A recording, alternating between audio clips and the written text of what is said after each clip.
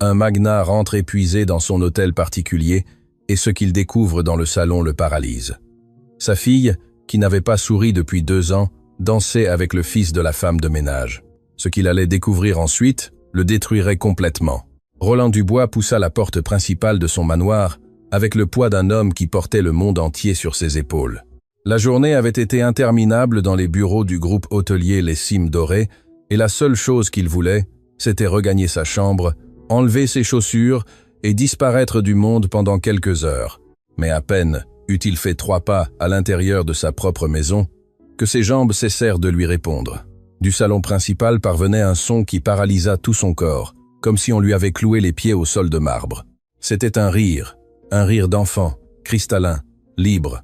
Un rire que Roland Dubois n'avait pas entendu depuis si longtemps qu'il avait presque oublié sa mélodie. C'était le rire de sa fille, Isabelle. Il s'approcha lentement, retenant son souffle, comme s'il craignait que le moindre bruit ne brise cet instant impossible. Et quand il se pencha finalement dans le salon, ce qu'il vit le laissa sans voix, sans air, incapable de traiter ce que ses propres yeux lui montraient. Au milieu du salon le plus élégant du manoir, assise sur le sol avec une vieille guitare posée sur ses genoux, se trouvait Valentine Leclerc, la femme de ménage que sa mère avait embauchée quelques semaines auparavant. Ses doigts couraient sur les cordes avec une maîtrise qui ne correspondait pas à une femme gagnant sa vie en nettoyant des sols. La mélodie qui s'échappait de cette guitare était douce, enveloppante, comme une caresse invisible qui remplissait chaque recoin de la pièce. Ce qui brisa son cœur fut de voir Isabelle, sa petite Isabelle, danser. Sa fille, cet enfant qui n'avait prononcé que des monosyllabes depuis la mort de sa mère, tenait les mains d'un enfant que Roland n'avait jamais vu. Tous deux tournaient maladroitement, comme seuls les enfants savent le faire, avec cette grâce imparfaite plus belle que toute chorégraphie professionnelle. Isabelle riait à gorge déployée, les yeux brillants, tout son corps vibrant d'une joie qui semblait avoir été enfermée pendant des siècles, attendant le moment exact pour exploser. Roland dut se retenir au cadre de la porte car ses jambes tremblaient. Sa vue se brouilla, et il sentit quelque chose de chaud couler sur ses joues. Il pleurait. Un homme qui dirigeait un empire hôtelier, négociant des transactions de plusieurs millions sans sourciller. Il pleurait en silence à l'entrée de son propre salon parce que sa fille faisait quelque chose d'aussi simple que rire. « Qui es-tu » voulait-il demander à l'enfant qui dansait avec Isabelle. « Que se passe-t-il ici » voulait-il exiger de la femme de ménage qui jouait de la guitare comme une artiste de conservatoire. Mais les mots ne venaient pas. Il resta là, immobile, observant une scène qui semblait sortie d'un autre univers, d'une réalité où sa fille n'était pas brisée par la douleur. L'enfant qui dansait avec Isabelle devait avoir à peine un peu plus son âge. Il se déplaçait avec cette énergie débordante de l'enfance, guidant Isabelle avec une tendresse surprenante, la faisant tourner avec soin, comme s'il savait instinctivement qu'elle était fragile et avait besoin d'être traitée avec délicatesse. « Encore, encore !» s'exclama Isabelle d'une voix que Roland ne reconnut presque pas, car cela faisait si longtemps qu'il ne l'avait pas entendue parler avec enthousiasme. Valentine sourit et commença à jouer une nouvelle mélodie, un peu plus rapide cette fois, et les 2 enfants éclatèrent de rire en essayant de suivre le rythme avec leurs petits pieds. C'est alors que l'enfant remarqua la présence de Roland à la porte. Il s'arrêta immédiatement, et son expression passa de la joie à la peur en une fraction de seconde. Il lâcha les mains d'Isabelle et recula de plusieurs pas, baissant le regard vers le sol comme s'il avait fait quelque chose de terrible. « Maman » murmura l'enfant d'une voix tremblante, tirant la manche de Valentine. Valentine leva les yeux et ses prunelles rencontrèrent celles de Roland. La guitare cessa de sonner brusquement, comme si quelqu'un avait coupé l'électricité d'un coup. Sur le visage de Valentine, une expression de terreur absolue se dessina, du genre qui n'apparaît que lorsque l'on sait que tout ce que l'on a construit est sur le point de s'effondrer. « Monsieur Dubois » dit Valentine en se levant si vite que la guitare faillit lui échapper. « Je peux vous expliquer. Je sais que je n'aurais pas dû amener mon fils. C'est que la personne qui le garde a eu une urgence et je n'avais personne d'autre. Et je vous jure que cela ne se reproduira plus. »« Qui est cet enfant ?» interrompit Roland. Mais sa voix ne sonna pas comme il l'espérait. Elle ne sonna pas comme la voix d'un patron agacé. Elle sonna comme la voix d'un homme qui venait de voir un miracle et avait besoin que quelqu'un lui confirme qu'il n'avait pas rêvé. « C'est mon fils, monsieur. Il s'appelle Thomas. Je vous demande 1000 excuses. Cela n'arrivera plus jamais. S'il vous plaît, ne me renvoyez pas. Ce travail est la seule chose qui... » Isabelle riait. La phrase sortit de la bouche de Roland comme un murmure sacré, et Valentine resta silencieuse, ne sachant comment interpréter ces 3 mots. « Ma fille riait », répéta Roland, et cette fois sa voix se brisa d'une manière qui fit même lever les yeux du petit Thomas, pour observer cet homme grand qui pleurait sans honte à la porte de son propre salon. « Papa !» dit Isabelle en s'approchant de Roland avec cette naturelle que seuls les enfants possèdent, tirant sa main pour l'entraîner vers le centre du salon. « Thomas est mon ami, et Valentine joue très bien de la guitare. Veux-tu danser avec nous ?» Roland s'agenouilla devant sa fille, la prenant par les épaules de ses mains tremblantes. Il la regarda dans les yeux, et y vit quelque chose qu'il avait cessé de chercher. La vie. Il y avait de la vie dans ces yeux qui si longtemps avaient été vides, éteints, comme les fenêtres d'une maison abandonnée. Et cette vie était revenue non par des thérapeutes coûteux, non par des jouets importés, non par des voyages dans des parcs d'attractions internationaux. Elle était revenue grâce à une vieille guitare, une femme de ménage et un enfant qui lui avait appris à danser. « Depuis quand? Depuis combien de temps font-ils cela ?» demanda Roland en s'adressant à Valentine, tout en essuyant ses larmes du revers de la main. Valentine déglutit, visiblement terrifiée que sa réponse puisse lui coûter son emploi. « Ce n'était pas prévu, monsieur. La première fois que j'ai amené Thomas parce que je n'avais personne pour le garder, Isabelle était assise seule dans les escaliers. Mon fils s'est approché et lui a proposé de jouer. Elle n'a pas répondu, mais il a insisté. Et quand j'ai commencé à jouer de la guitare en nettoyant, Isabelle s'est simplement levée et a commencé à bouger au rythme de la musique. Et personne ne m'a rien dit. » Le silence de Valentine fut plus éloquent que n'importe quelle réponse. Avant que Roland ne puisse traiter toutes les informations, une voix perçante coupa l'air depuis le couloir comme un couteau déchirant la soie. Mais qu'est-ce que ce scandale? Madame Geneviève Dubois apparut à l'entrée du salon avec cette posture droite et ce regard implacable qu'elle avait perfectionné pendant des décennies à diriger cette maison comme si c'était son propre royaume. Ses yeux parcoururent la scène avec la rapidité de l'éclair. L'employé avec une guitare, un enfant inconnu dans son salon, sa petite fille tenant la main de cet enfant et son fils, agenouillés sur le sol, les larmes aux yeux. « Roland, peux-tu m'expliquer pourquoi il y a un enfant étrange dans ma maison, jouant avec Isabelle ?» demanda Madame Geneviève, avec un calme plus menaçant que n'importe quel cri. « Grand-mère, c'est mon ami », dit Isabelle avec une fermeté qui surprit tout le monde dans le salon, y compris Roland. Madame Geneviève regarda sa petite fille comme si l'enfant avait prononcé un mot interdit. Puis elle dirigea son regard vers Valentine, et ce qui se reflétait dans ses yeux fit que Thomas se cacha instinctivement derrière sa mère. « Madame Leclerc », dit Madame Geneviève de ce ton qu'elle utilisait pour rappeler à chaque personne de cette maison quelle était sa place exacte dans la hiérarchie. « Vous avez été engagée pour nettoyer, pas pour organiser des fêtes d'enfants dans le salon principal, et encore moins pour amener vos enfants dans une maison qui ne leur appartient pas. »« Mère !» intervint Roland en se levant lentement. Isabelle riait. « Comprenez-vous ce que cela signifie ? Je comprends que ma petite fille a besoin d'une compagnie appropriée, pas de celle des... » Madame Geneviève s'arrêta avant de terminer la phrase. Mais le mal était déjà fait. Tout le monde dans le salon comprit parfaitement ce qu'elle allait dire. Le petit Thomas, derrière le dos de sa mère, leva les yeux et dit quelque chose qui laissa toute la pièce dans un silence sépulcral. « Madame, je voulais juste jouer avec Isa, parce qu'elle est toujours très triste. Ma maman dit que quand quelqu'un est triste, on lui donne la main et on ne la lâche pas tant qu'elle ne sourit pas de nouveau. » Madame Geneviève ouvrit la bouche pour répondre, mais aucun mot ne sortit.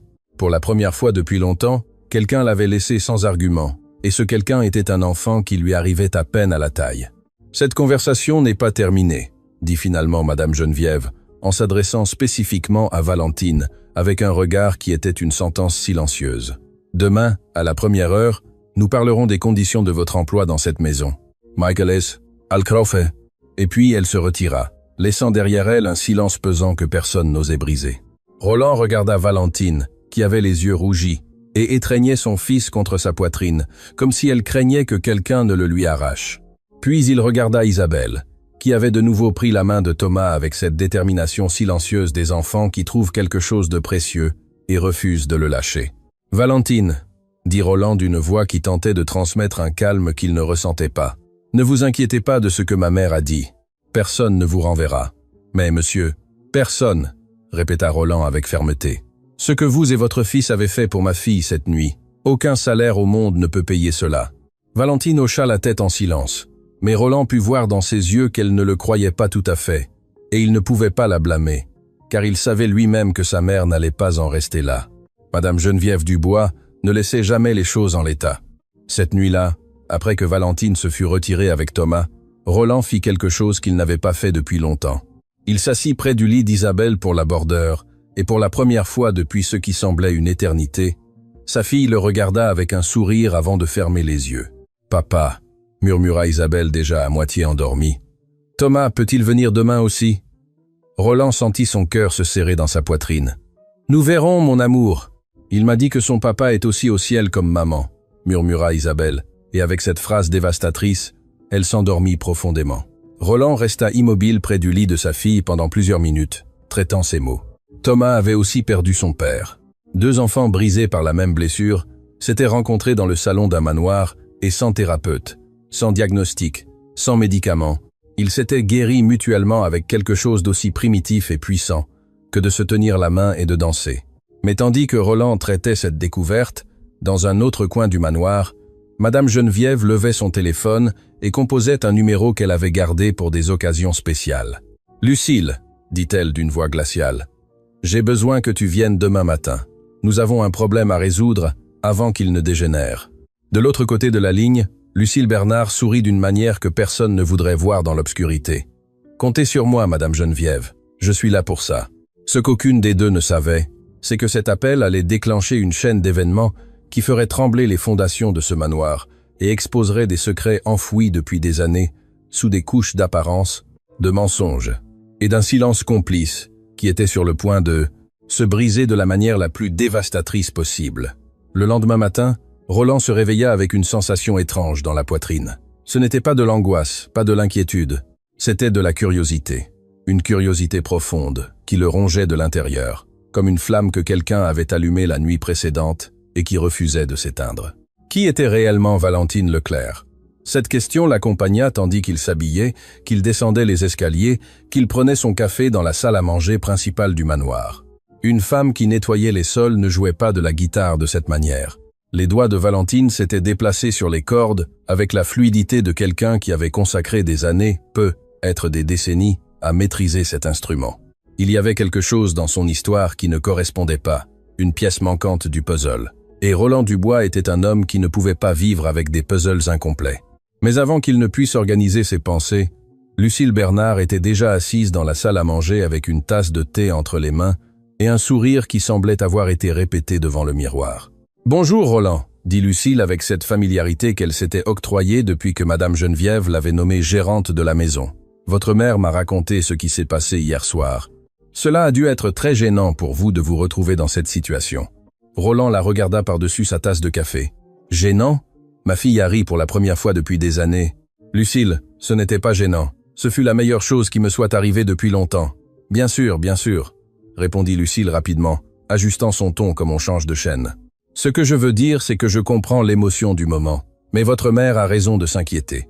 Nous ne savons rien de cette femme ni de son fils, et permettre à un enfant inconnu d'avoir un accès libre à Isabelle dans son état émotionnel si délicat. »« Thomas n'est pas un danger pour ma fille, » interrompit Roland avec une fermeté qui le surprit lui-même. « Personne ne dit qu'il l'est, » répondit Lucille en adoucissant sa voix comme un serpent qui caresse avant de mordre. « Je dis simplement qu'il serait prudent d'enquêter un peu, de savoir qui est cette femme avant de lui ouvrir les portes de votre maison et de votre famille. » Roland garda le silence, et bien qu'il lui en coûtât de l'admettre, une partie de lui reconnaissait que Lucille n'avait pas tort, non par méfiance envers Valentine, mais parce qu'il avait besoin de comprendre comment une femme avec un tel talent musical avait fini par nettoyer les manoirs des autres.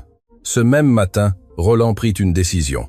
Au lieu de se rendre directement au bureau des Cimes Dorées, il demanda à son assistant personnel, un homme discret et efficace nommé Gaspard Moreau, d'enquêter sur les antécédents de Valentine Leclerc. Il ne voulait pas une enquête intrusive ou policière, il voulait simplement comprendre son histoire. Pendant ce temps, dans la cuisine de service, Valentine préparait les produits de nettoyage les mains tremblantes. Elle n'avait pas dormi de la nuit. Les paroles de Madame Geneviève tournaient dans sa tête comme une tornade menaçant de détruire le peu qu'elle avait réussi à construire. Ce travail était son seul gagne-pain, la seule barrière entre elle et la rue, entre Thomas et la faim. « Maman, tu vas bien ?» demanda Thomas, assis dans un coin de la cuisine avec un vieux cahier où il dessinait, attendant que sa mère termine ses premières tâches avant de le déposer à l'école communautaire du quartier. « Je vais bien, mon amour, » mentit Valentine avec cette capacité que développent les mères à déguiser la peur avec des sourires. « Je suis juste un peu fatiguée. La dame d'hier est en colère parce que j'ai joué avec Isa ?» demanda Thomas sans lever les yeux de son dessin, avec cette perception brutale qu'ont les enfants qui ont appris à lire l'ambiance pour survivre. Valentine s'agenouilla près de son fils et lui caressa la tête. « Ne t'inquiète pas pour ça, Thomas. Tu n'as rien fait de mal. Jouer avec quelqu'un qui est triste est l'une des meilleures choses qu'une personne puisse faire. »« Mon papa me disait ça, » répondit Thomas avec naturel, comme on parle du temps. Il disait que la musique et l'amitié guérissent tout. Valentine dut se retenir pour que son fils ne la vît pas pleurer. La mention de son mari ouvrait toujours une blessure qui ne se refermait jamais. Mais, avant qu'elle ne puisse répondre, la porte de la cuisine s'ouvrit et apparut quelqu'un que Valentine ne s'attendait pas à voir si tôt. Roland Dubois se tenait à la porte de la cuisine de service, un endroit où il n'avait probablement pas mis les pieds depuis des années. Sa présence y était si inhabituelle que même la cuisinière, Madame Cécile, laissa tomber la cuillère en bois qu'elle tenait. « Valentine, pouvons-nous parler un instant ?» demanda Roland d'un ton qui se voulait désinvolte, mais qui trahissait une nervosité certaine. Valentine se leva immédiatement, lissant ses vêtements de ses mains dans un geste involontaire. « Bien sûr, monsieur Dubois, dans la bibliothèque, si cela ne vous dérange pas. Et vous pouvez amener Thomas si vous voulez. » Valentine et Thomas suivirent Roland dans les couloirs du manoir jusqu'à la bibliothèque, une pièce immense, remplie d'étagères qui montaient jusqu'au plafond et qui sentait le bois ancien et les pages oubliées. Thomas regardait tout avec des yeux énormes, comme s'il était entré dans un château de contes de fées. « Valentine, » commença Roland, s'asseyant en face d'elle avec une table en acajou entre eux. « J'ai une question à vous poser, et j'ai besoin que vous me répondiez honnêtement. » Valentine hocha la tête, serrant la main de Thomas sous la table. « Où avez-vous appris à jouer de la guitare de cette manière ?» De toutes les questions que Valentine avait imaginées, celle-là était la moins attendue et la plus redoutée. Son visage changea d'expression, comme si quelqu'un avait ouvert une porte qu'elle avait essayé de garder fermée à double tour pendant des années. « C'était une autre vie, monsieur Dubois, » répondit Valentine d'une voix basse. « Une vie qui n'existe plus. J'aimerais connaître cette vie, » insista Roland avec douceur. « Pas en tant que votre employeur, mais en tant que père d'une enfant qui a souri hier soir grâce à vous. » Valentine garda le silence pendant un long moment. Thomas la regardait avec ses yeux qui connaissaient des parties de l'histoire, mais pas toutes. Finalement, Valentine inspira profondément et commença à parler. « J'ai étudié la musique dès mon plus jeune âge. Mon père était charpentier, mais il aimait la guitare plus que toute autre chose au monde. Il m'a appris mes premiers accords avant que je ne sache lire. Quand j'ai grandi, j'ai obtenu une bourse pour étudier au Conservatoire national supérieur de musique et de danse de Paris. J'ai été la première personne de ma famille à entrer à l'université. » Roland écoutait sans interrompre, fasciné par chaque mot. « Pendant mes années au conservatoire, on m'a dit que j'avais quelque chose de spécial. Pas seulement la technique, mais quelque chose qui ne s'apprend pas. On m'a sélectionné pour représenter le pays au Festival international de musique classique de Lyon. C'était ma chance de changer ma vie, la vie de ma famille, de montrer qu'une fille de charpentier pouvait aller aussi loin que son talent le permettait. »« Et que s'est-il passé ?» demanda Roland, car la douleur dans les yeux de Valentine indiquait clairement que l'histoire n'avait pas eu une fin heureuse. « J'ai rencontré Sébastien, » dit Valentine, et en prononçant ce nom, sa voix se transforma en quelque chose de plus doux, de plus vulnérable, comme si le nom lui-même était une ancienne mélodie. Il était luthier, il fabriquait des instruments artisanaux. Nous nous sommes rencontrés parce qu'il a construit la guitare avec laquelle j'allais jouer au festival. Nous sommes tombés amoureux avant même que la guitare ne soit terminée. Thomas leva les yeux. « Mon papa », murmura-t-il avec un sourire triste qu'aucun enfant ne devrait savoir dessiner. « Oui, mon amour, ton papa », confirma Valentine en caressant la tête de son fils. « Nous nous sommes mariés peu après le festival. Je continuais à jouer. Il continuait à fabriquer des guitares. Nous étions heureux. Nous n'avions pas beaucoup d'argent, mais nous avions de la musique, et pour nous, c'était suffisant. « Et la guitare que vous jouiez hier soir ?» demanda Roland, en commençant à assembler les pièces. « Ce fut la dernière guitare que Sébastien a construite, » répondit Valentine, et sa voix se brisa finalement. Il l'a terminée quelques semaines avant l'accident. Ce jour-là, il est parti tôt à l'atelier, comme d'habitude. Je n'ai jamais imaginé que ce serait la dernière fois que je le verrais vivant. Quand on m'a appelé pour me dire que le toit s'était effondré, j'ai eu l'impression que le monde se brisait en deux. Sébastien n'a pas réussi à sortir à temps, et avec lui, tout s'est effondré. Je n'ai pas pu rejouer pendant des mois. Chaque fois que je prenais la guitare, je sentais sa présence si forte que je ne pouvais plus respirer. J'ai quitté le conservatoire, j'ai quitté la musique, j'ai tout quitté. Il ne me restait que Thomas et la promesse que j'avais faite à Sébastien que notre fils n'aurait jamais faim. C'est pour ça que vous avez commencé à travailler dans le nettoyage, dit Roland. Non comme une question, mais comme une compréhension qui lui frappait la poitrine. Personne n'engage une guitariste pour payer les factures d'un foyer, Monsieur Dubois, mais toutes les maisons ont besoin de quelqu'un pour les nettoyer. Alors j'ai rangé la guitare de Sébastien dans son étui et j'ai appris à utiliser un balai. Et chaque nuit, quand Thomas s'endormait, je sortais la guitare et je jouais en silence, juste pour sentir qu'il était toujours prêt. Roland dut détourner le regard car ses yeux s'étaient remplis de larmes qu'il ne voulait pas montrer. L'histoire de Valentine avait ouvert une blessure qu'il portait aussi, celle d'un homme qui avait perdu la femme qu'il aimait et ne savait pas comment continuer. Tous les jours après l'école, qu'il vienne ici, qu'il joue avec Isabelle, que vous jouiez de la guitare, qu'ils fassent ce qu'ils ont fait hier soir, tous les jours. Monsieur Dubois, votre mère. De ma mère, je m'en occupe. Roland lut le message de Gaspard Moreau 3 fois avant de décrocher le téléphone pour l'appeler. Ses doigts tremblaient tandis qu'il composait le numéro, et chaque seconde qui s'écoulait sans réponse semblait une éternité. Quand Gaspard décrocha enfin, sa voix avait ce ton grave qu'il n'utilisait que lorsque les nouvelles étaient sérieuses. « Monsieur Dubois, ce que j'ai trouvé n'est pas quelque chose que je peux vous dire par téléphone. Pouvez-vous me recevoir au manoir ? Venez tout de suite, répondit Roland, et il raccrocha, sentant un nœud se former dans son estomac. En attendant Gaspard, Roland descendit chercher Valentine pour accomplir quelque chose qui ne pouvait plus être repoussé. Madame Geneviève avait annoncé la veille qu'elle parlerait à Valentine à la première heure, et Roland devait arriver avant sa mère pour protéger l'employé de ce qu'elle pouvait bien tramer. Mais quand il arriva dans le hall principal, il était déjà trop tard. Madame Geneviève se tenait devant Valentine, qui gardait la tête basse tout en tenant un chiffon de nettoyage entre ses mains, comme si c'était la seule chose qui la maintenait ancrée au sol. À quelques mètres, Lucille Bernard observait la scène, appuyée contre le mur, les bras croisés, et une expression de satisfaction qu'elle tentait de dissimuler sans grand succès. « Je vais vous expliquer cela une seule fois, Madame Leclerc », disait Madame Geneviève de cette voix qui semblait faite de glace polie. « Cette maison a des règles qui existaient bien avant votre arrivée et qui continueront d'exister bien après votre départ. Les employés ne mélangent pas leur vie personnelle et leur travail. Les enfants des employés ne jouent pas avec les enfants des patrons. Et personne, absolument personne, ne joue d'instruments de musique dans le salon principal comme si c'était une guinguette. Madame Dubois, je vous assure que cela ne se reproduira pas. Je n'ai pas terminé, interrompit Madame Geneviève, en levant une main avec l'autorité de quelqu'un habitué à ce que le monde entier s'arrête quand elle parle.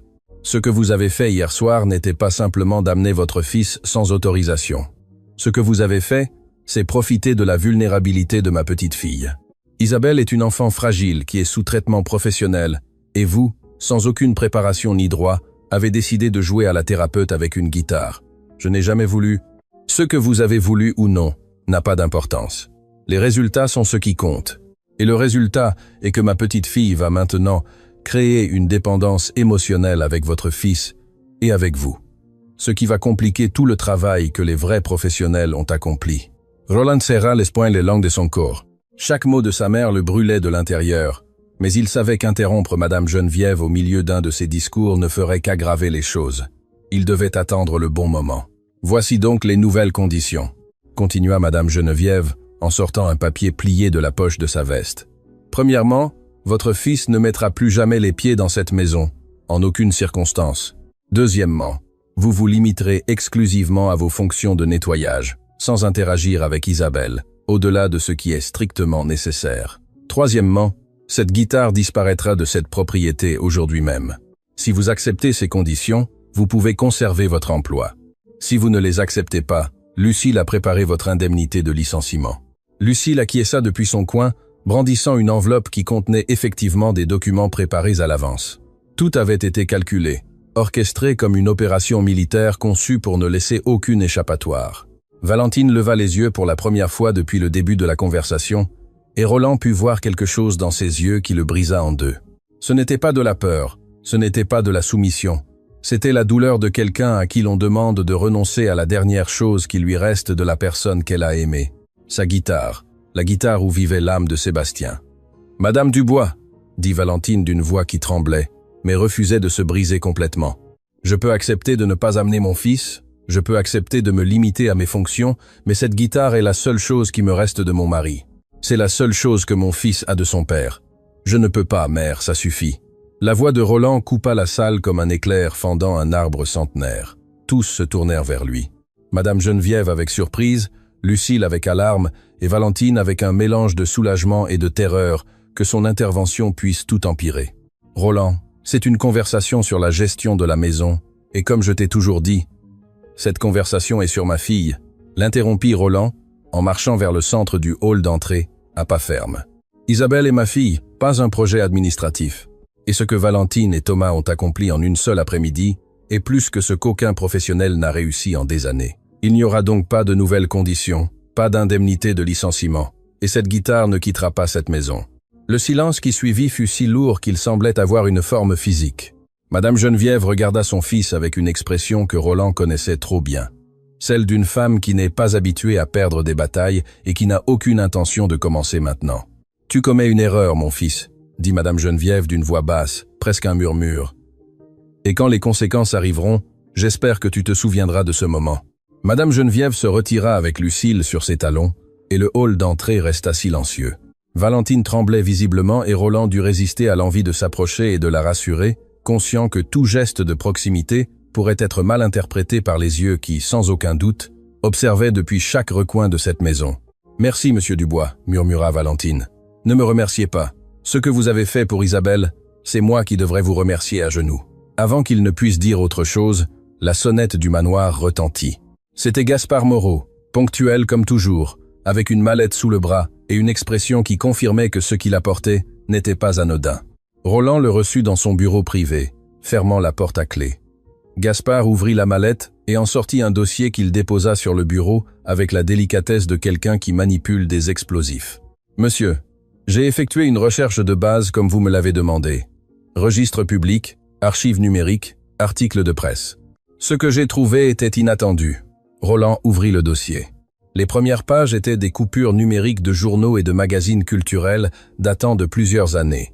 Dans tous ces documents, le nom de Valentine Leclerc apparaissait, associée au Conservatoire national supérieur de musique et de danse de Paris, mais pas comme une étudiante ordinaire.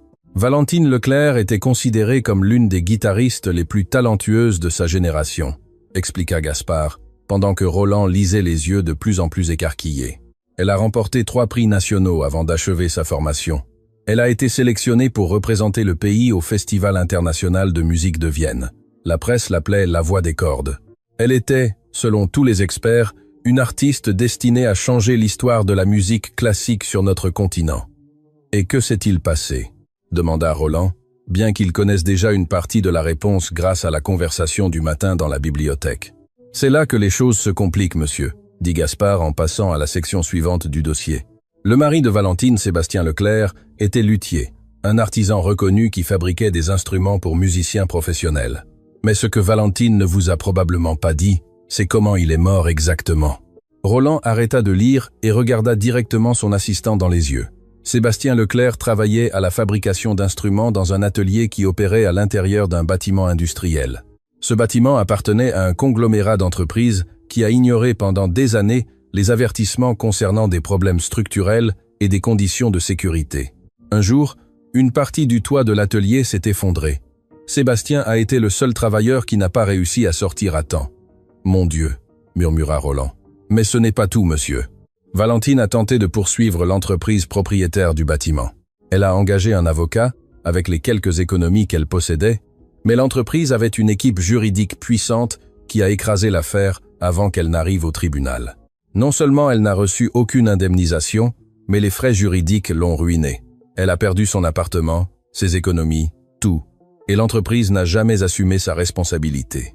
Roland sentait que chaque révélation le frappait à la poitrine plus fort que la précédente. Mais ce que Gaspard dit ensuite fut ce qui fit que le sol disparut sous ses pieds. « Monsieur, j'ai enquêté sur l'entreprise propriétaire de cet immeuble industriel, le conglomérat qui a ignoré les avertissements de sécurité, qui a laissé mourir Sébastien Leclerc, et qui a ensuite détruit légalement sa veuve pour ne pas payer 1 centime d'indemnisation. » Gaspard fit une pause qui sembla durer une éternité. L'immeuble appartenait à Investissement Dubois, l'entreprise que votre père a fondée et que votre mère a gérée pendant les années où vous vous consacriez exclusivement au secteur hôtelier. Roland resta complètement immobile. Son cerveau tentait de traiter l'information, mais c'était comme si les mots de Gaspard étaient écrits dans une langue qu'il ne pouvait soudainement plus comprendre. « Vous êtes en train de me dire que ma famille, que l'entreprise de mon père est responsable de la mort du mari de Valentine ?» Je suis en train de vous dire qu'Investissement Dubois était propriétaire de l'immeuble où est mort Sébastien Leclerc, et que l'équipe juridique qui a écrasé la plainte de Valentine a été engagée et dirigée par une seule Leclerc. Personne. Qui? Madame Geneviève Dubois, votre mère. Le monde cessa de tourner pour Roland à cet instant. Les murs de son bureau semblèrent se refermer sur lui, tandis que son esprit tentait désespérément de connecter les pièces d'un puzzle monstrueux. Sa mère avait embauché Valentine quelques semaines auparavant. Sa mère, qui voulait maintenant la renvoyer avec tant d'urgence. Sa mère, qui avait détruit la vie de cette femme auparavant, sans que personne ne le sache. « Valentine le sait ?» demanda Roland d'une voix à peine audible. « C'est elle qu'elle travaille dans la maison de la famille qui a détruit sa vie ?» « C'est ce que je n'ai pas pu déterminer, monsieur. Mais il y a autre chose. » « Encore ?»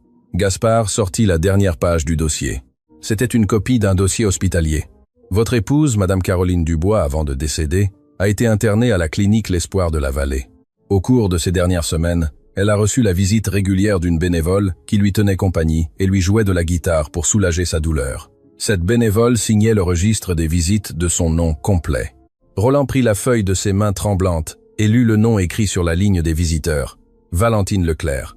La feuille lui échappa des doigts et tomba au sol, tandis que Roland s'effondrait sur sa chaise, incapable de supporter le poids d'une vérité qui venait de briser sa vie en deux moitiés irréconciliables, celle d'avant de savoir et celle d'après. La femme qui nettoyait sa maison avait consolé sa femme mourante.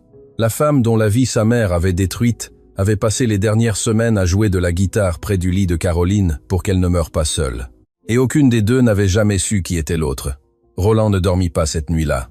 Chaque fois qu'il fermait les yeux, les révélations de Gaspard se répétaient dans son esprit comme un film d'horreur qu'il ne pouvait éteindre. Sa mère avait détruit la vie de Valentine. Sa femme Caroline avait été consolée par Valentine dans ses derniers jours, et maintenant cette même femme nettoyait les sols du manoir Dubois, sans savoir qu'elle dormait sous le même toit que les personnes responsables de sa tragédie. Ou peu, être le savait-elle. Cette possibilité était celle qui le tourmentait le plus. Et si Valentine avait délibérément cherché ce travail? Et si tout faisait partie d'un plan? Et si la guitare, les jeux avec Isabelle, le lien avec Thomas étaient des pièces d'une vengeance soigneusement conçue? Mais alors Roland se souvenait des yeux de Valentine quand elle parlait de Sébastien dans la bibliothèque. Il se souvenait du tremblement de sa voix, de la façon dont son fils la regardait avec ce mélange d'admiration et d'inquiétude. Personne ne pouvait simuler un tel niveau de douleur. Personne ne pouvait fabriquer une telle vérité. Le lendemain matin, Roland prit une décision qui le remplissait de peur, mais qu'il savait nécessaire. Il allait parler à Valentine et lui raconter tout ce qu'il avait découvert. Il ne pouvait plus la regarder dans les yeux en portant ce secret. Mais avant qu'il ne puisse la chercher, quelque chose se produisit qui changea complètement le cours de cette journée. Isabelle se réveilla en fredonnant. Roland était dans le couloir quand il entendit la mélodie sortir de la chambre de sa fille. Il s'arrêta, la main sur le cœur, paralysé pour la deuxième fois, en quelques jours par un son qu'il croyait impossible. Il s'approcha de la porte entr'ouverte et vit Isabelle, assise sur son lit, remuant ses pieds nus, tout en fredonnant la même chanson que Valentine avait jouée à la guitare cette première nuit. « Papa » dit Isabelle en le remarquant à la porte. « Aujourd'hui, Thomas vient. » Roland s'agenouilla près du lit de sa fille et lui caressa les cheveux. « Oui, mon amour. Aujourd'hui, Thomas vient. Je veux qu'il m'apprenne à mieux danser. Il sait faire beaucoup de tours sans tomber. » Roland sourit, les yeux humides. Sa fille planifiait des activités, exprimait des désirs, se projetait dans l'avenir, des choses que les meilleurs spécialistes avaient tenté d'obtenir pendant des années sans résultat. Il décida qu'il avait besoin d'un avis professionnel avant de parler à Valentine. Il appela le docteur Émile Laurent, le pédopsychiatre qui traitait Isabelle depuis la perte de Caroline. Le docteur Laurent était un homme à la voix posée et au regard profond qui avait consacré sa vie à soigner les blessures invisibles des enfants. « Ce que vous me décrivez est extraordinaire, monsieur Dubois, » dit le docteur Laurent après avoir écouté tout ce qui s'était passé. Isabelle avait construit un mur émotionnel comme mécanisme de défense face à la perte de sa mère. Aucune technique thérapeutique conventionnelle n'avait réussi à le percer, car ce mur était fait du matériau le plus résistant qui existe, la douleur d'un enfant qui a perdu la personne qu'il aimait le plus. « And das faux, Plimanexis, and das faux, indecent. » Et comment est-il possible qu'un enfant et une guitare aient réussi ce que des années de thérapie n'ont pas pu faire? Parce que les enfants n'analysent pas la douleur, monsieur Dubois. Les enfants la ressentent simplement. Et quand Isabelle a trouvé un autre enfant qui portait la même blessure, il s'est produit quelque chose qu'en psychologie nous appelons reconnaissance émotionnelle. Thomas n'a pas essayé de guérir Isabelle. Il lui a simplement montré qu'elle n'était pas seule, et cela a suffi pour qu'elle décide pour la première fois que cela valait la peine de ressentir à nouveau. « Docteur, j'ai besoin que vous veniez au manoir. J'ai besoin que vous évaluiez Isabelle et que vous me disiez exactement ce que nous devons faire pour ne pas ruiner ses progrès. » « Je serai là cet après-midi », confirma le docteur Laurent. Mais tandis que Roland organisait la visite du thérapeute, dans un autre coin du manoir, quelque chose de beaucoup moins noble se préparait. Lucille Bernard avait passé toute la nuit à étudier la lettre qu'elle avait interceptée du Conservatoire national supérieur de musique et de danse de Paris. Le contenu de cette lettre était une bombe qui pouvait détruire Valentine, ou l'élever, selon qui la ferait exploser et avec quelle intention. La lettre informait Valentine que le conservatoire avait lancé un programme spécial de réintégration pour les anciens élèves talentueux qui avaient abandonné leurs études en raison de circonstances extraordinaires. Le programme comprenait une bourse complète, l'accès à des professeurs internationaux et la possibilité de reprendre sa carrière musicale exactement là où elle l'avait laissée. Le conservatoire non seulement se souvenait de Valentine Leclerc, mais la cherchait activement car l'un de ses anciens professeurs avait lancé une campagne pour récupérer les talents perdus de sa génération. Lucille comprit immédiatement le pouvoir de cette information. Si Valentine recevait cette lettre, elle aurait une chance de reconstruire sa vie loin du manoir du bois. Elle partirait, emmènerait Thomas, et Isabelle perdrait le seul lien qui l'avait fait sourire à nouveau. Roland blâmerait Valentine de les avoir abandonnés, et tout redeviendrait comme avant. Mais Lucille ne voulait pas simplement que Valentine parte. Elle voulait qu'elle parte déshonorée, humiliée, marquée comme quelqu'un en qui on ne pourrait jamais faire confiance. Car Lucille avait vu comment Roland regardait Valentine, et elle reconnaissait ce regard. C'était le même regard qu'elle attendait depuis des années que Roland lui adresse. Alors Lucille conçut un plan qu'elle présenta à Madame Geneviève ce même matin pendant qu'elle prenait le thé dans le jardin arrière. « La lettre, nous ne la lui donnerons pas », expliqua Lucille avec la précision de quelqu'un qui a étudié chaque détail. « Mais nous allons l'utiliser.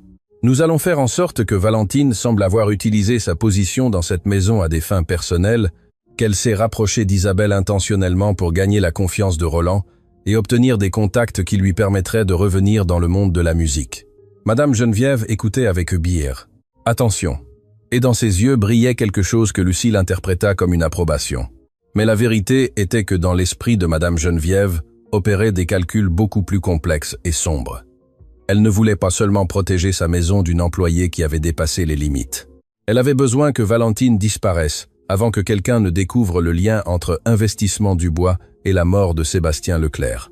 Car si Roland découvrait cette vérité, non seulement il perdrait son fils pour toujours, mais tout l'empire familial s'effondrerait sous le poids d'un scandale qu'aucun avocat ne pourrait contenir. « Fais-le », dit Madame Geneviève avec la froideur de celle qui signe une sentence. « Mais que ce soit propre, je ne veux pas de scandale. » Cet après-midi-là, pendant que le docteur Laurent évaluait Isabelle dans la bibliothèque, Lucille exécuta la première phase de son plan.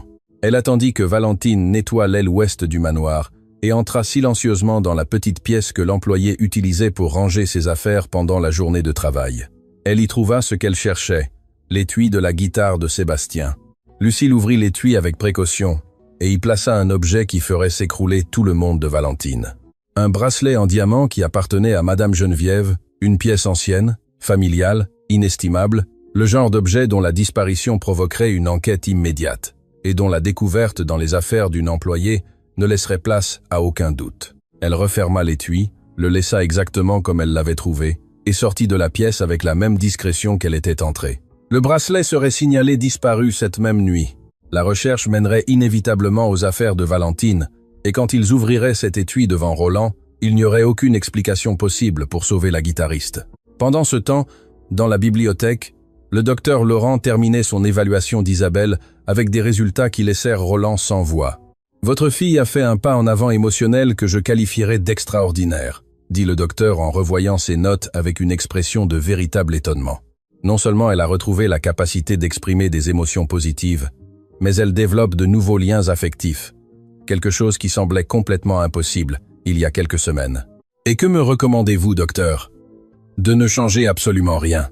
Le lien d'Isabelle avec cet enfant et avec la musique de Valentine est thérapeutique à un niveau que la science commence à peine à comprendre. Interrompre ce lien maintenant serait comme arracher une plante qui vient de germer après des années de sécheresse. Roland hocha la tête, et à ce moment, il décida que ni sa mère, ni Lucille, ni personne au monde n'allait séparer Isabelle des personnes qui avaient réussi à lui rendre la vie. Mais la vie a une manière cruelle de mettre à l'épreuve nos déterminations au moment exact où nous croyons être les plus forts. Cette nuit-là, après que Valentine eut terminé sa journée et se préparait à se retirer avec Thomas, la voix de Madame Geneviève résonna dans tout le rez-de-chaussée du manoir, comme une alarme qui glace le sang. « Mon bracelet! Le bracelet de ma mère a disparu !» En quelques minutes, tout le manoir se mit en branle. Madame Geneviève exigea que chaque pièce soit fouillée, chaque recoin, chaque possession. Lucille dirigeait la recherche avec une efficacité suspecte, orientant subtilement le personnel vers l'aile où Valentine rangeait ses affaires. Roland observait la scène avec un mauvais pressentiment qui lui tordait les entrailles. Quelque chose ne collait pas. Sa mère avait utilisé ce bracelet des centaines de fois et ne l'avait jamais perdu. Pourquoi justement maintenant? Mais avant qu'il ne puisse intervenir, l'une des employées qui participait à la recherche s'approcha de Lucille avec une expression embarrassée. « Mademoiselle Bernard, nous avons trouvé quelque chose dans la chambre de Madame Leclerc. » Le silence qui tomba sur le manoir fut sépulcral. Tous les regards se tournèrent vers Valentine, qui se tenait près de la porte principale, Thomas lui tenant la main, prête à rentrer chez elle. Son visage reflétait une confusion absolue, celle de quelqu'un qui ne comprend pas pourquoi tout le monde la regarde soudain, comme si elle avait commis un crime impardonnable. Lucille se dirigea vers la chambre de Valentine et revint en tenant l'étui de guitare ouvert. À l'intérieur, brillant sous les lumières du hall comme une accusation silencieuse, se trouvait le bracelet en diamant de Madame Geneviève. « Non », murmura Valentine, secouant la tête en reculant d'un pas. « Ce n'est pas possible. Je n'ai jamais... » « Les preuves parlent d'elles-mêmes », sentencia Madame Geneviève avec une froideur qui aurait pu geler le soleil. Roland regardait la scène, sentant son cerveau traiter 1000 possibilités par seconde. La guitare de Sébastien. Ils avaient mis le bracelet à l'intérieur de la guitare de Sébastien. Pas dans un sac, pas dans un tiroir, mais dans l'objet le plus sacré que Valentine possédait. Et c'était exactement ce qui n'avait aucun sens, car personne qui cache quelque chose de volé ne le garde dans le seul endroit qu'il sait protéger de sa vie. Quelqu'un avait mis ce bracelet-là. Quelqu'un qui savait exactement ce que cette guitare signifiait pour Valentine et qui avait choisi cette cachette exprès pour que l'accusation soit plus dévastatrice, plus personnelle, plus impossible à réfuter. Et tandis que Roland parvenait à cette conclusion, le petit Thomas lâcha la main de sa mère, fit un pas en avant et d'une voix tremblante mais ferme d'un enfant qui a vu trop d'injustice pour rester silencieux, dit quelque chose qui laissa tous les présents cloués sur place. « Ma maman ne mettrait jamais rien à l'intérieur de cette guitare. Cette guitare est celle de mon papa. C'est la chose la plus importante que nous ayons. Si quelqu'un a mis ça là, c'est quelqu'un qui veut faire du mal à ma maman. Et je sais que dans cette maison, il y a des gens qui ne nous veulent pas ici. » Les yeux de Thomas, sans désigner personne en particulier, parcoururent le hall avec une clarté qui fit frissonner même Madame Geneviève. Et Lucille, pour la première fois depuis qu'elle avait conçu son plan parfait, ressentit quelque chose qu'elle n'avait pas anticipé. La peur. La peur d'un enfant qui venait de dire la vérité la plus dangereuse de toutes.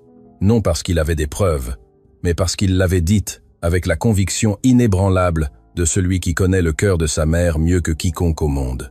Les mots de Thomas restèrent suspendus dans l'air du hall comme une sentence que personne n'osait toucher. Roland regarda l'enfant avec une admiration qui lui faisait mal à la poitrine, car ce petit venait de faire ce qu'aucun adulte dans ce manoir n'avait eu le courage de faire. Dire la vérité sans fioriture ni calcul. Mais Madame Geneviève n'était pas femme à se laisser déstabiliser par les paroles d'un enfant. « Quel émouvant !» dit-elle avec ce sourire glacé qu'elle utilisait lorsqu'elle se sentait menacée, mais ne l'admettrait jamais. Un enfant qui défend sa mère. C'est naturel, c'est compréhensible, mais les sentiments n'effacent pas les preuves. Le bracelet était dans vos affaires, Madame Leclerc. C'est un fait. Un fait que quelqu'un a fabriqué, répondit Roland, en faisant un pas en avant, s'interposant entre sa mère et Valentine, comme un bouclier humain. « Accuses-tu quelqu'un dans cette maison de placer de fausses preuves ?» demanda Madame Geneviève, en haussant un sourcil avec une incrédulité parfaitement jouée. « Qui exactement, Roland ? Moi ? Lucille ? Le personnel qui travaille ici depuis des années avec une loyauté irréprochable ? Je dis que Valentine n'a pas mis ce bracelet-là. Et comment peux-tu en être si sûr ? Tu la connais depuis combien de temps ? Quelques semaines. J'ai vécu dans cette maison pendant des décennies. J'ai pris soin de chaque objet, chaque souvenir, chaque pièce de cette famille. Et tu préfères croire une inconnue plutôt que ta propre mère. » Les mots de Madame Geneviève étaient conçus pour frapper exactement là où ça faisait le plus mal, dans la loyauté familiale. Et Roland sentit ces mots atteindre leur cible, car malgré tout ce qu'il savait, malgré les révélations de Gaspard, c'était toujours sa mère, la femme qui l'avait élevé, qui l'avait accompagné dans les pires moments de sa vie, qui avait soutenu cette famille lorsque son père était mort. Ce fut cet instant d'hésitation que Valentine perçut avec la sensibilité de quelqu'un qui a appris à lire les silences pour survivre. « Monsieur Dubois !» dit Valentine d'une voix qui avait trouvé un calme inattendu au milieu du chaos. « Vous n'avez pas besoin de vous disputer avec votre nommère pour moi. Je sais ce que j'ai fait et ce que je n'ai pas fait. Ma conscience est tranquille. » Elle se pencha, prit l'étui de la guitare avec le bracelet toujours à l'intérieur et le posa doucement sur la table du hall. Puis elle sortit la guitare de Sébastien, la seule possession qui lui importait réellement au monde, et la serra contre sa poitrine comme on embrasse une personne vivante. « Vous pouvez garder le bracelet. Vous pouvez fouiller chaque recoin de ma vie si vous voulez. Vous ne trouverez rien car il n'y a rien à trouver. La seule chose que j'emporte de cette maison est ce que j'ai apporté avec moi, ma guitare et mon fils. »« Valentine, attendez, » dit Roland avec désespoir, mais elle marchait déjà vers la porte. « Maman, on ne reviendra plus ?» demanda Thomas à voix basse, lui tenant la main pendant qu'il marchait. Valentine ne répondit pas. Elle ne pouvait pas, car si elle ouvrait la bouche à ce moment-là, elle se briserait complètement devant les mêmes personnes qui avaient orchestré son humiliation. Et cela, son orgueil, le seul patrimoine qui lui restait intact, n'était pas disposé à le permettre.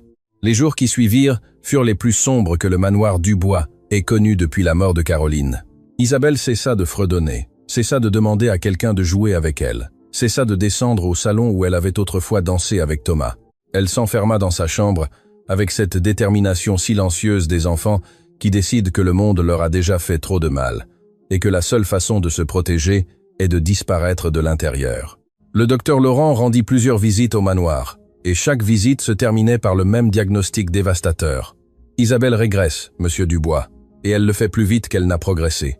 Si nous ne retrouvons pas le stimulus qui a provoqué son ouverture émotionnelle, je risque qu'elle se referme de manière permanente. » Permanente ? Qu'est-ce que cela signifie exactement, docteur ? Le silence du docteur Laurent avant de répondre fut la réponse la plus terrifiante que Roland ait jamais reçue de sa vie. Cela signifie que nous pourrions la perdre, monsieur Dubois. Pas physiquement, mais émotionnellement. Il y a un point dans le processus de fermeture émotionnelle infantile duquel on ne revient pas. Si Isabelle franchit ce seuil, aucune thérapie, aucun stimulant, aucune intervention ne pourra la ramener. Roland sortit du bureau du docteur Laurent en tremblant. Il devait retrouver Valentine. Pas demain, pas la semaine prochaine. Maintenant, chaque heure qui passait était une heure de plus le rapprochant de la perte de sa fille pour toujours. Mais la ville était immense, et Valentine ne voulait pas être trouvée. Roland engagea des détectives, vérifia des registres, contacta des écoles communautaires où Thomas aurait pu s'inscrire, visita des foyers, interrogea dans les paroisses des quartiers où les gens allaient quand ils n'avaient nulle part où aller. Rien. Valentine Leclerc avait disparu avec l'efficacité de quelqu'un qui savait déjà ce que c'était que de tout perdre et de repartir de zéro. Pendant que Roland se consumait à chercher Valentine, quelque chose commença à changer à l'intérieur du manoir. L'atmosphère devint lourde, comme si les murs eux-mêmes savaient qu'une injustice avait été commise sous leur toit et exigeait réparation. Le personnel de service murmurait dans les couloirs. Madame Cécile, la cuisinière, cessa de préparer les plats préférés de Madame Geneviève, sans donner d'explication. Les jardiniers évitaient de croiser Lucille comme si sa présence leur provoquait quelque chose qu'ils ne pouvaient exprimer avec des mots.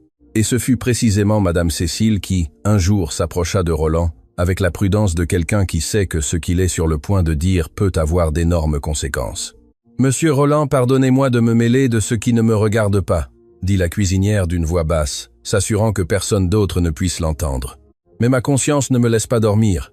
La nuit où le bracelet a disparu, j'étais dans la cuisine en train de préparer le pain du lendemain. De la cuisine, on voit le couloir qui mène à la chambre où Madame Leclerc gardait ses affaires. » Roland arrêta de respirer. « Cette nuit-là, bien avant que le scandale n'éclate, j'ai vu Mademoiselle Bernard entrer dans cette chambre. Elle y est restée plusieurs minutes et est ressortie les mains vides. À ce moment-là, je n'y ai pas prêté attention, mais après ce qui s'est passé, monsieur, Valentine n'a pas mis ce bracelet-là. Je vous le dis avec la certitude d'une femme qui a vu l'honnêteté et le mensonge passer par cette cuisine pendant de nombreuses années. Cette jeune femme est innocente. Le témoignage de Madame Cécile tomba sur Roland comme la dernière pièce d'un puzzle qu'il connaissait déjà, mais qu'il avait besoin que quelqu'un d'autre confirme. Lucille avait placé le bracelet. Sa mère l'avait autorisé, et entre les deux, elles avaient chassé de cette maison la seule personne qui avait réussi à rendre la vie à Isabelle. Roland se dirigea directement vers le bureau de sa mère. Il ne frappa pas à la porte, il l'ouvrit en grand et trouva Madame Geneviève assise à son bureau, révisant des documents comme si le monde ne s'effondrait pas autour d'elle. « Nous devons parler, mère, et cette fois tu vas me dire la vérité. »« Roland, je ne sais pas de quoi tu… » Lucille a placé le bracelet dans les affaires de Valentine. « J'ai un témoin et avant que tu n'essayes de le discréditer, tu dois savoir autre chose. Je sais pour Investissement Dubois. Je sais pour l'immeuble qui s'est effondré. Je sais ce que tu as fait à Valentine Leclerc des années avant qu'elle ne mette un pied dans cette maison. » Le visage de Madame Geneviève changea comme si quelqu'un avait arraché un masque qu'elle portait depuis des décennies. Il n'y eut pas de dénégation immédiate, pas d'indignation fabriquée. Il y eut quelque chose de beaucoup plus perturbant. Le silence. Un silence qui admettait tout sans prononcer un seul mot. Et il y a quelque chose que tu ne sais pas non plus, mère. Quelque chose qui me déchire l'âme de devoir te dire. Quoi? Valentine a été la personne qui a accompagné Caroline dans ces derniers jours. Pendant que tu organisais des funérailles et que moi je me noyais dans ma douleur, une femme inconnue s'asseyait près de ma femme et lui jouait de la guitare pour qu'elle n'ait pas peur de partir. Cette femme était Valentine, la même femme dont le mari est mort par la négligence de notre entreprise. La même femme que tu viens d'expulser de nos vies comme si elle était une ordure. Madame Geneviève porta la main à sa poitrine. Pour la première fois dans la vie de Roland, il vit quelque chose dans les yeux de sa mère qu'il n'avait jamais cru possible, le remords. Un remords si profond et si ancien qu'il semblait avoir été enterré sous des tonnes d'orgueil, attendant ce moment exact pour refaire surface et réclamer ce qui lui revenait. « Roland », murmura Madame Geneviève. Mais son fils avait déjà quitté le bureau car Roland Dubois n'avait plus le temps pour les explications ni les excuses. Sa fille s'éteignait. Valentine avait disparu, et chaque seconde qui passait était une seconde qu'il ne pouvait récupérer. Cette même nuit, alors qu'il révisait pour la dernière fois les rapports des enquêteurs sans rien trouver, son téléphone sonna. C'était un numéro inconnu. « Monsieur Dubois », dit une voix féminine qu'il ne reconnut pas. « Je m'appelle Renée Dumas. Je suis directrice du foyer communautaire Les Mains Ouvertes. Une femme est arrivée ici il y a quelques jours avec son jeune fils. Elle ne veut pas donner son vrai nom, mais l'enfant dit à tout le monde que son papa vit à l'intérieur d'une guitare. J'ai trouvé votre numéro sur une carte que l'enfant gardait dans sa poche. Je crois que vous êtes la personne que cet enfant veut retrouver. » Roland saisit les clés de sa voiture avant que la femme n'ait fini de parler.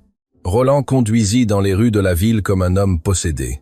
Les lumières des feux de signalisation devenaient des taches floues à travers le pare-brise, tandis qu'il répétait dans son esprit les mots de Renée Dumas.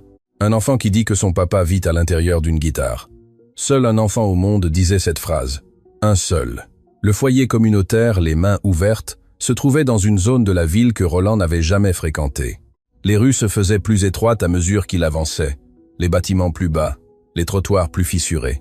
Quand il se gara enfin devant le foyer, il dut rester quelques secondes dans la voiture, essayant de contrôler le tremblement de ses mains avant de descendre. Le bâtiment était une construction modeste, avec des murs peints d'une couleur autrefois joyeuse, mais que le temps avait transformé en une teinte fatiguée. Une plaque près de la porte disait « Foyer communautaire Les Mains Ouvertes », parce que personne ne devrait affronter la nuit seul. Renée Dumas l'attendait à l'entrée. C'était une femme au regard ferme et aux mains burinées par des années de travail social. Le genre de personne qui avait vu tant de souffrances qu'elle ne s'étonnait plus de rien, mais qui ne s'était pas non plus endurcie au point de ne plus être émue. « Monsieur Dubois, avant que vous n'entriez, je dois vous expliquer quelque chose, » dit Renée d'une voix sereine, mais directe. Quand la femme et l'enfant sont arrivés ici, elle était dans un état émotionnel très fragile. Elle n'a pas voulu donner son vrai nom. Elle s'est enregistrée comme Marie. Mais les enfants ne savent pas mentir quand quelque chose leur fait mal.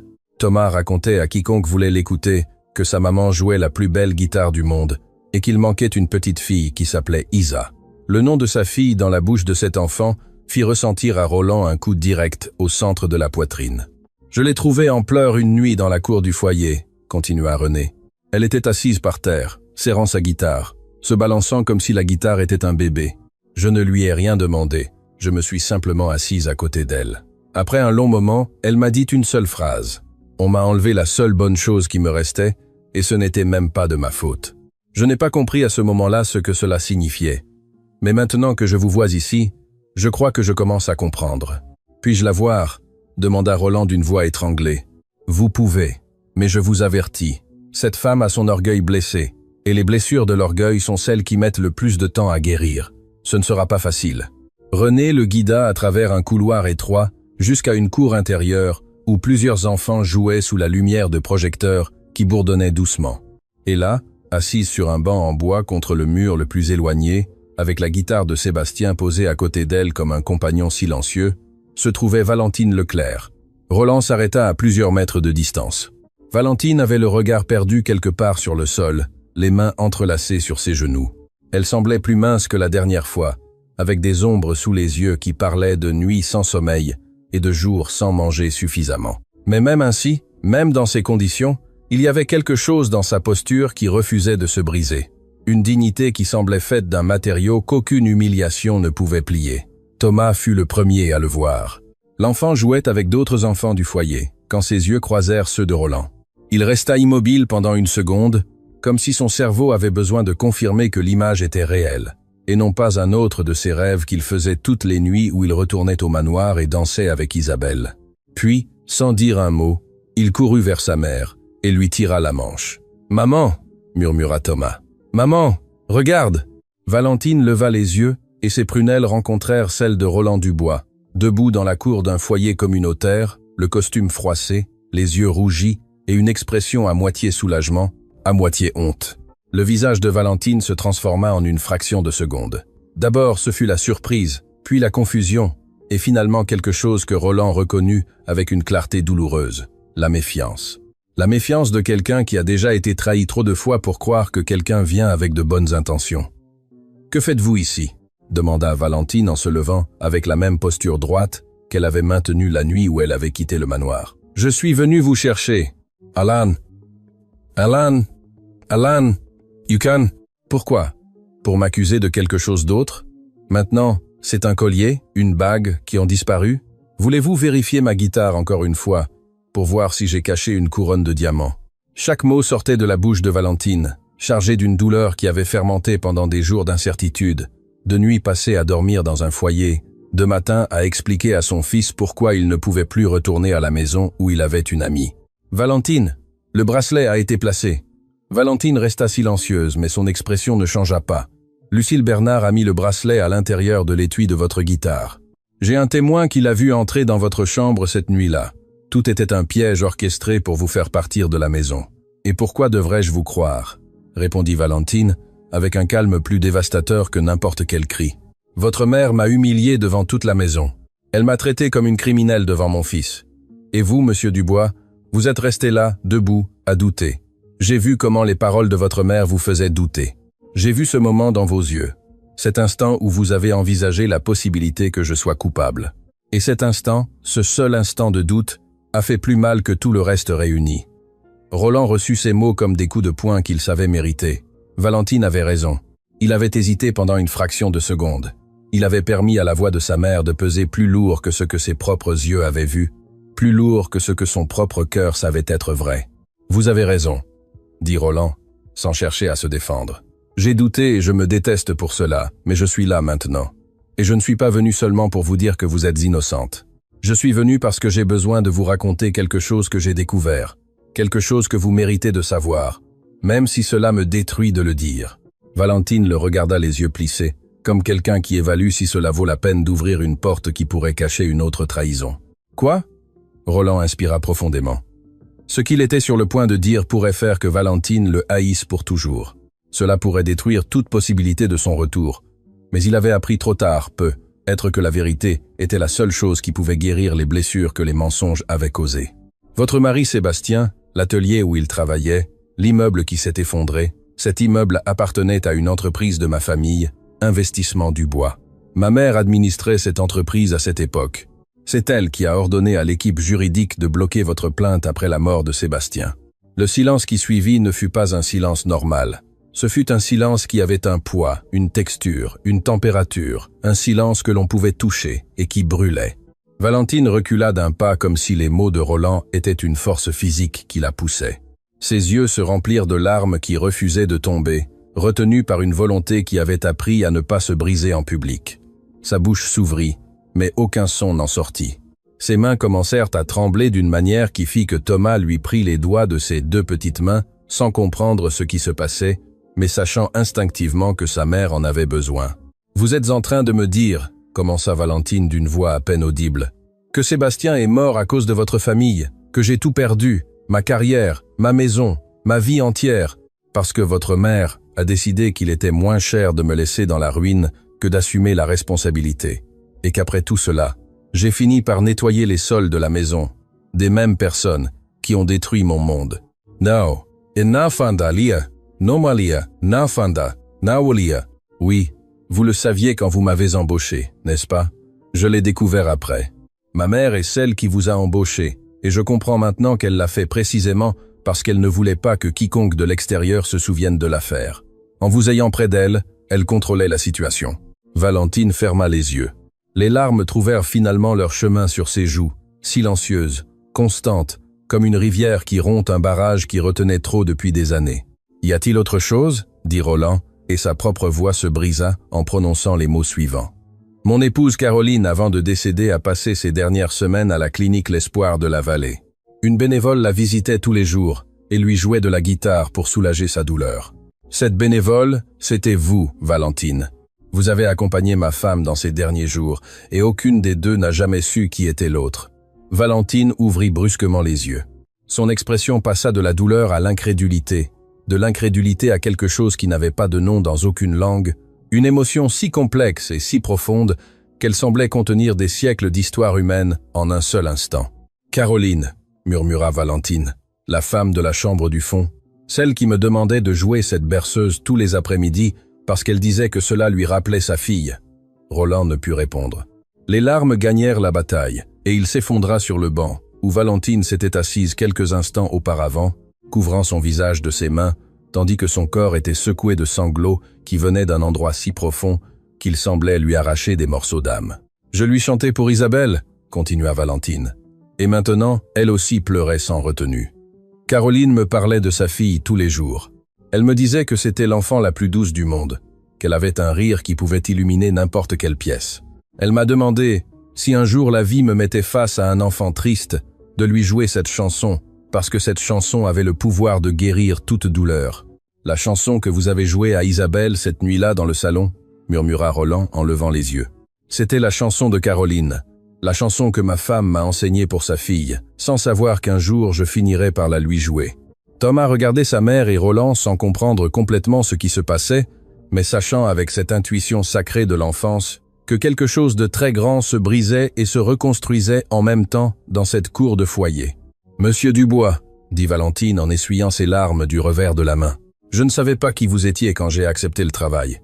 Je n'ai jamais fait le lien avec le nom de famille. Quand j'ai vu Isabelle assise seule sur ses escaliers, la seule chose que j'ai vue, c'est une enfant triste. Je n'ai pas vu la fille de l'homme dont la famille a détruit la mienne. J'ai vu une enfant qui avait besoin exactement de la même chose que mon fils. Quelqu'un pour lui rappeler que la vie pouvait encore être belle. Yevshol, pardia foria, Yevsholipus promia, and yes. Et maintenant que vous savez tout, demanda Roland avec une peur véritable dans la voix. Maintenant que vous savez qui nous sommes, ce que nous avons fait, ce que ma mère vous a fait, pouvez-vous nous pardonner? Valentine regarda son fils, qui tenait toujours ses doigts de ses petites mains qui ne comprenaient ni les noms de famille, ni les entreprises, ni les poursuites judiciaires. Puis elle regarda la guitare de Sébastien appuyée contre le mur, attendant en silence comme elle le faisait toujours. « Sébastien m'a appris quelque chose que je n'ai jamais oublié, » dit Valentine d'une voix ferme malgré les larmes. « Il m'a dit que la musique existe pour transformer la douleur en quelque chose de beau, que si l'on reste piégé dans le ressentiment, la guitare cesse de sonner. Et je ne peux pas permettre à cette guitare de cesser de sonner, monsieur Dubois, car le jour où elle cessera de sonner, j'aurai perdu Sébastien pour toujours. » Roland comprit à ce moment-là que Valentine ne disait pas qu'elle pardonnait. Elle disait quelque chose de beaucoup plus profond, qu'elle choisissait la musique plutôt que la haine, la vie plutôt que la vengeance, l'avenir plutôt que le passé, non pas parce que c'était facile, mais parce que c'était la seule façon d'honorer l'homme qui avait mis son âme dans une guitare. « Valentine, j'ai besoin de vous demander quelque chose, » dit Roland en se levant. « Et j'ai besoin que vous sachiez que je ne vous le demande pas pour moi, Je vous le demande pour Isabelle. » Ma fille s'éteint à nouveau. Le docteur dit que si elle ne retrouve pas le lien qu'elle avait avec Thomas, nous pourrions la perdre émotionnellement de façon permanente. Isabelle a besoin de Thomas, et elle a besoin de votre musique, la musique que Caroline lui a laissée sans le savoir. Valentine regarda Thomas. L'enfant qui avait entendu le nom d'Isabelle leva les yeux avec ses prunelles, qui s'illuminèrent, comme deux étoiles, s'allumant au milieu de la nuit la plus sombre. « Maman », dit Thomas, de cette voix qui pouvait désarmer des armées. « Isa a besoin de moi. » Et avec ces 3 mots, un enfant décida du destin de 2 familles que la vie avait frappées, séparées, détruites, et qui maintenant, dans la cour d'un foyer communautaire, avaient la chance de se reconstruire ensemble avec le seul matériau qui ne s'épuise jamais, amour qui survit à tout. Le chemin du retour au manoir fut le plus silencieux que Roland ait vécu. Valentine était assise sur le siège arrière avec Thomas endormi sur ses genoux, épuisé par les émotions d'une nuit qui avait été trop intense pour son petit corps. La guitare de Sébastien occupait le siège du passager comme si c'était un passager de plus, comme si elle avait son propre droit d'être là. Valentine n'avait pas dit qu'elle pardonnait. Elle n'avait pas dit qu'elle revenait pour toujours. Elle avait dit seulement « Je viens pour Isabelle ». Et Roland comprit que pour l'instant, c'était suffisant. C'était plus qu'il ne méritait. Quand la voiture s'arrêta devant le manoir, il était presque 2 heures du matin. Les lumières du rez-de-chaussée étaient allumées, ce qui était inhabituel à cette heure. Roland descendit le premier et ouvrit la porte principale, s'attendant à trouver la maison endormie, mais la maison n'était pas endormie. Dans le hall, assise sur une chaise, le dos droit et les mains croisées sur les genoux, se trouvait Madame Geneviève Dubois. À côté d'elle, debout contre le mur, l'air nerveux, se tenait Lucille Bernard, et devant elles deux, une tablette à la main, et l'air de préférer être n'importe où ailleurs dans le monde, se trouvait Gaspard Moreau. « Monsieur, » dit Gaspard, en voyant entrer Roland. « Votre mère a demandé à vous parler ce soir. Elle a insisté pour vous attendre. » Roland regarda sa mère avec prudence, mais quelque chose avait changé chez Madame Geneviève. Ce n'était pas la femme de glace qui donnait des ordres et attendait une obéissance aveugle. C'était quelque chose de différent. Quelque chose que Roland n'avait pas vu depuis qu'il était un tout petit enfant et que sa mère savait encore pleurer. La vulnérabilité. Alors, Madame Geneviève vit Valentine entrer derrière Roland, Thomas s'endormit dans ses bras et la guitare en bandoulière. Les deux femmes se regardèrent pendant un instant qui contenait des années de douleur comprimées en un seul échange de regards. Valentine ne baissa pas les yeux. Madame Geneviève non plus. Mais ce fut Madame Geneviève qui parla la première, et ce qu'elle dit fit que même Gaspard retint sa respiration. « Madame Leclerc, asseyez-vous, s'il vous plaît. » Ce « s'il vous plaît » sortit de la bouche de Madame Geneviève, comme si elle avait dû arracher chaque lettre d'un endroit profond et rouillé de son être, un endroit où les mots aimables avaient été stockés pendant des décennies sans usage. Valentine s'assit avec Thomas toujours endormi contre sa poitrine. Roland resta debout à côté d'elle, ne sachant à quoi s'attendre. « Après que mon fils soit parti ce soir, » commença Madame Geneviève d'une voix basse. « Je suis resté seul dans mon bureau, et pour la première fois depuis longtemps, je me suis regardé dans le miroir. Je n'ai pas aimé ce que j'ai vu. » Le silence dans le hall était absolu. Même Lucille n'osait pas respirer fort. Quand mon mari est décédé et m'a laissé en charge de ses affaires, j'étais une femme qui ne connaissait rien au monde des affaires. J'ai appris vite parce que je n'avais pas d'autre choix, mais ce que j'ai appris, c'est à protéger ce qui est à nous à tout prix. Chaque décision que j'ai prise a été pour maintenir cette famille à flot, pour que Roland ait un avenir, pour que le nom Dubois continue de signifier quelque chose. Et dans ce processus, je suis devenu quelqu'un qui a cessé de voir des personnes et a commencé à ne voir que des menaces. Madame Geneviève fit une pause. Ses yeux étaient humides, quelque chose que Roland n'avait pas vu même aux funérailles de son père. Quand l'immeuble d'investissement Dubois s'est effondré et que votre mari est décédé, Madame Leclerc. Un rapport portant votre nom est arrivé à mon bureau. Vous étiez une ligne dans un document juridique, un problème à résoudre, un risque à neutraliser. Je ne me suis jamais arrêté pour penser que derrière ce nom, il y avait une femme avec un fils, avec des rêves brisés, avec une guitare qui était la seule chose qui lui restait de la personne qu'elle aimait. Je vous ai effacé de mes papiers, et j'ai continué comme si de rien n'était. Valentine écoutait sans bouger, les larmes coulant silencieusement sur les cheveux de Thomas. Et quand je vous ai embauché pour travailler ici, je l'ai fait parce que votre nom est apparu sur une liste de candidats et quelque chose en moi, quelque chose que je n'ai pas voulu examiner, m'a dit qu'en vous ayant prêt, je pouvais m'assurer que le passé reste enterré. Ce fut un acte de lâcheté déguisé en contrôle. Madame Geneviève se leva lentement avec une difficulté qui n'était pas physique, mais émotionnelle, comme si le poids de ses propres mots lui pliait le dos. Je ne vais pas vous demander pardon car je sais qu'il y a des choses qui ne peuvent être pardonnées avec des mots, mais je vais faire quelque chose que j'aurais dû faire il y a longtemps. Elle se tourna vers Lucille, qui était devenue pâle comme le marbre du hall. Lucille, c'est toi qui as placé le bracelet dans les affaires de Madame Leclerc. Madame Cécile t'a vu entrer dans la chambre cette nuit-là, et c'est toi qui as intercepté une lettre du Conservatoire national supérieur de musique et de danse de Paris adressée à Valentine. Une lettre qu'elle n'a jamais reçue parce que tu as décidé qu'elle ne la méritait pas. Ivolena, Maisimosta, Maisikata. Lucille ouvrit la bouche pour se défendre, mais Madame Geneviève leva la main avec cette autorité qui cette fois n'était pas destinée à opprimer, mais à corriger. Je n'ai pas besoin d'explication.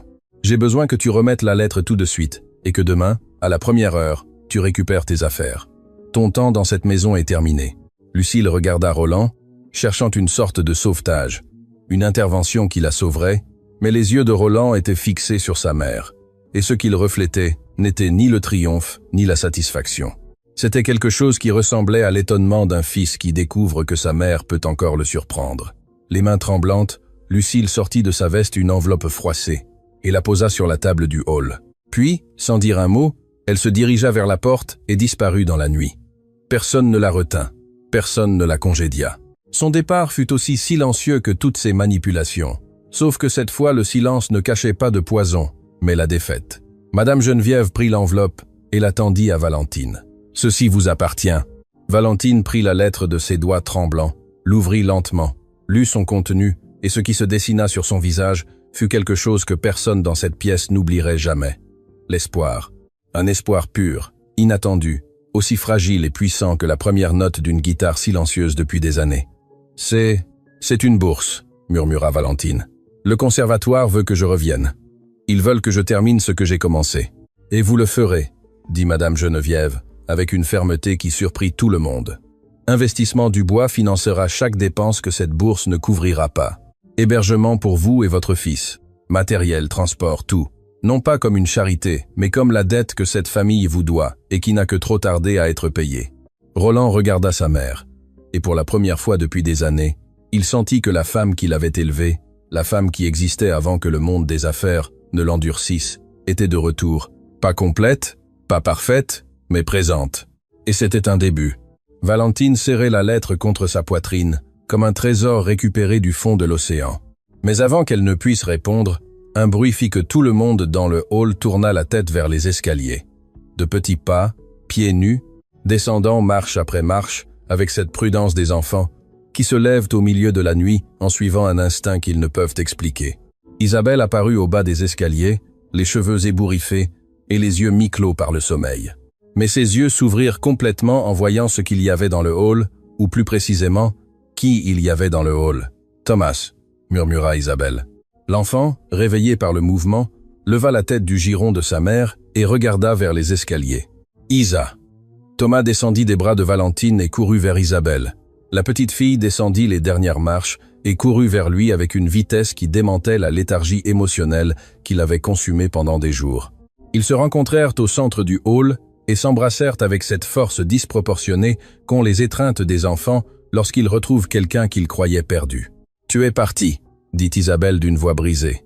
Et cette phrase de 2 mots contenait tout l'abandon que cet enfant avait accumulé d'abord avec la perte de sa mère et ensuite avec la disparition de son unique ami. « Mais je suis revenu », répondit Thomas avec cette simplicité monumentale qui était son don. « Et j'ai apporté la guitare de mon papa pour que ta maman au ciel nous entende danser encore. » La chanson que Caroline lui avait enseignée remplit chaque recoin du manoir Dubois comme une vague qui emporte tout ce qui est vieux et brisé et ne laisse que ce qui vaut la peine d'être conservé. Isabelle et Thomas dansèrent main dans la main au centre du hall, exactement comme ils l'avaient fait cette première nuit, mais cette fois avec des témoins qui pleuraient et riaient en même temps. Roland s'agenouilla près de sa fille et elle le tira pour qu'il danse avec eux. Madame Geneviève, debout, soutenue par la main d'un enfant qui lui apprenait quelque chose qu'aucune affaire ni aucune fortune n'avait pu lui apprendre, se balançait doucement au rythme d'une mélodie qui guérissait tout ce qu'elle touchait. Quelques semaines plus tard, Valentine retourna au Conservatoire national supérieur de musique et de danse de Paris. Son retour fit la une des cercles musicaux du pays et son ancienne professeure, en la voyant jouer la guitare de Sébastien lors du premier cours, dit quelque chose qui deviendrait une légende. La technique s'apprend, mais ce que Valentine a en elle ne s'apprend pas. Ça se souffre, ça se vit et ça se transforme en musique. Thomas s'inscrivit à la même école qu'Isabelle. Les deux devinrent inséparables. Un couple d'enfants qui avait appris avant la plupart des adultes que les blessures partagées guérissent plus vite que les blessures cachées. Madame Geneviève créa plus tard une fondation au nom de Sébastien Leclerc, dédiée à garantir des conditions de sécurité au travail pour les artisans et les travailleurs indépendants. Elle ne l'annonça pas dans la presse, ne chercha pas la reconnaissance, elle le fit en silence. De la même manière qu'elle avait causé le mal, mais cette fois en laissant derrière chaque action une trace de réparation au lieu de destruction.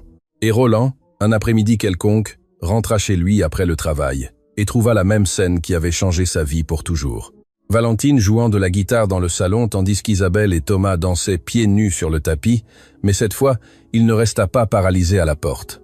Cette fois, il entra, s'assit à côté de Valentine et écouta la chanson que sa femme avait offerte au monde, sans savoir que cette mélodie finirait par unir les deux familles qui avaient le plus besoin de se rencontrer. Cette nuit-là, avant de dormir, Isabelle demanda à son père « Papa, crois-tu que maman et le papa de Thomas se connaissent au ciel ?» Roland sourit, les yeux humides. « Je suis sûr que oui, mon amour, et je suis sûr qu'ils dansent. » Isabelle ferma les yeux avec un sourire qui illuminait plus que toutes les lumières de ce manoir réuni. Et quelque part dans l'univers, une berceuse continuait de résonner, jouée par une guitare qui contenait l'âme d'un homme qui avait tenu sa promesse. Tant que ses cordes vibreraient, il ne partirait jamais tout à fait.